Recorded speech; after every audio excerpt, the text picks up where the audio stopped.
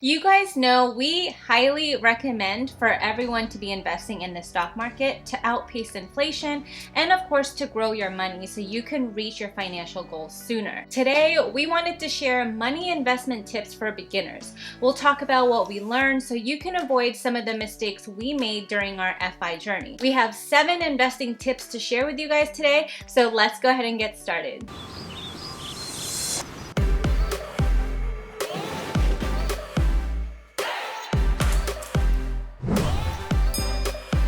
Hey guys, welcome back to our channel. We're Jerwin, Elma, and Siopao. We're 2 Asians and a dog. Our channel is about sharing our journey to reaching 8/12/2024, which is our retirement date. Thank you for coming back. If you're part of the 2 Asians and a dog community, and if you're new here, in our channel we cover real estate investing, stock market investing, financial education, and once in a while we'll throw in our travel video. Now make sure you follow our journey because 8/12/24 is our FI date, and stay till the very end of the video to watch Siopao's tip of the week. Okay, so let's get to it. Investing tip number 1. Don't put all your eggs in one basket. What we mean by this is that if, for example, you believe in Tesla, even though it's doing really well, don't invest all your money into it. Never ever invest your entire money into one position, whether it's one stock, one ETF, or one mutual fund or index fund. You want to make sure you have some diversification.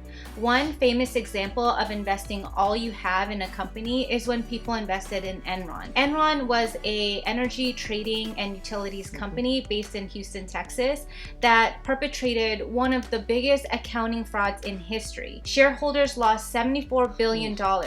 Some shareholders literally lost everything. There are stories about Enron employees investing their retirement account by buying Enron shares, and when Enron went under, so did their entire retirement accounts. Since Enron, there have been a lot of regulations passed to hopefully minimize this from happening in such a great scale. But nonetheless, having all your money in one company is typically not a bright idea. For us, as you guys know, we own several shares of Tesla, as we mentioned before. Our brokerage account is actually 41% Tesla and growing. And in reality, it could have been more if we didn't sell shares, or if we didn't sell some shares. Now, the only reason for it being such a high percentage in our account is because of growth. Originally, we had around 10% of our overall brokerage accounts in Tesla. If you guys are paying attention, Tesla was up over 700% in 2020. If you guys are interested in us doing an actual video, a breakdown of Tesla stocks, please let us know. Moving on to investing tip number 2. Don't be a day trader, which is also called intraday trading. Again, this video is for beginners getting into the stock market. Trying to day trade as a beginner, it's like gambling. Yes, you may get lucky once in a while, but you will lose. And you can lose a lot of money.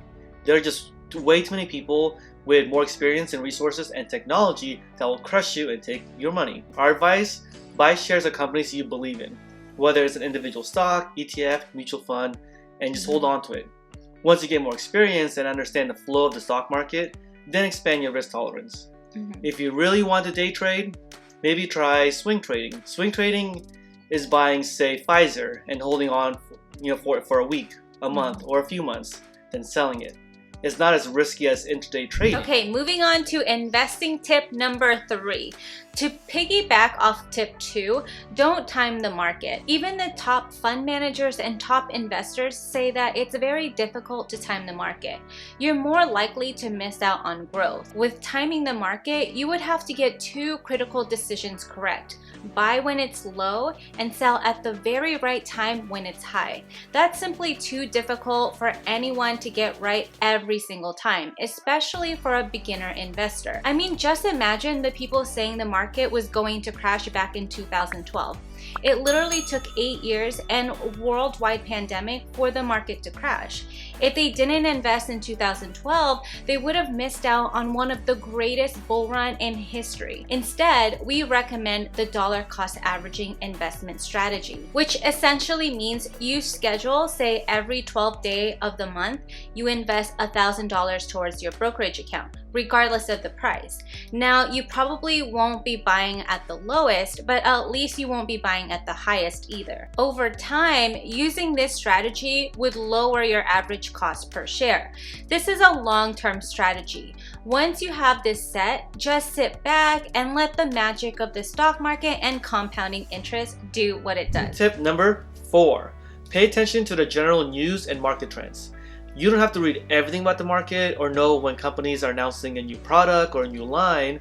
Just be aware of what's going on in the financial world and stay up to date. As a beginner, it's already overwhelming learning how to invest.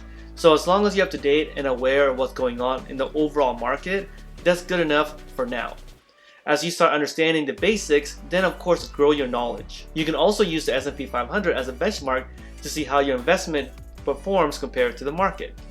The S&P 500 is a stock market index that tracks the stocks of 500 large cap companies. For example, if say the market goes up 20%, right?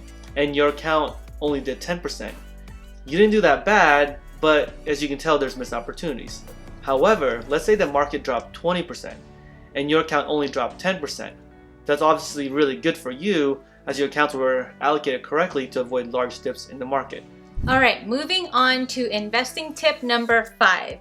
Only use reputable exchanges such as the New York Stock Exchange, NYSE, or NASDAQ. Don't use over-the-counter exchanges. Typically, companies listed on over-the-counter exchanges are either too small or haven't met the requirements to be listed on the bigger exchanges such as the NYSE. Some, not all securities listed in the OTC exchanges tend to be speculative, and as a beginner, we definitely do not recommend you gambling with these kind of companies. Again, build up your experience and knowledge before jumping into the deep waters filled with sharks. Investing tip number 6. Make sure you have an adequate emergency account.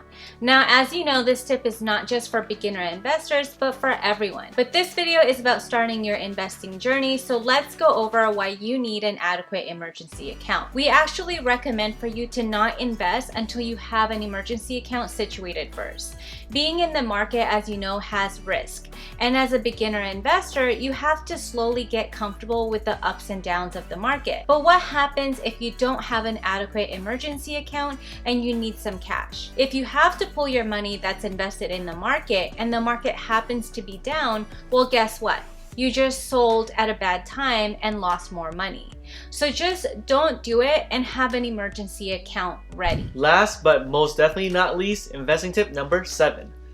Don't buy a dividend stock if the dividend yield is say 15 to 20%. You should be very wary, very cautious, or honestly just don't do it at all. Now this tip is more for the intermediate level investing, but we thought this was helpful to throw in. Seeing such a high yield dividend on a stock looks great, right?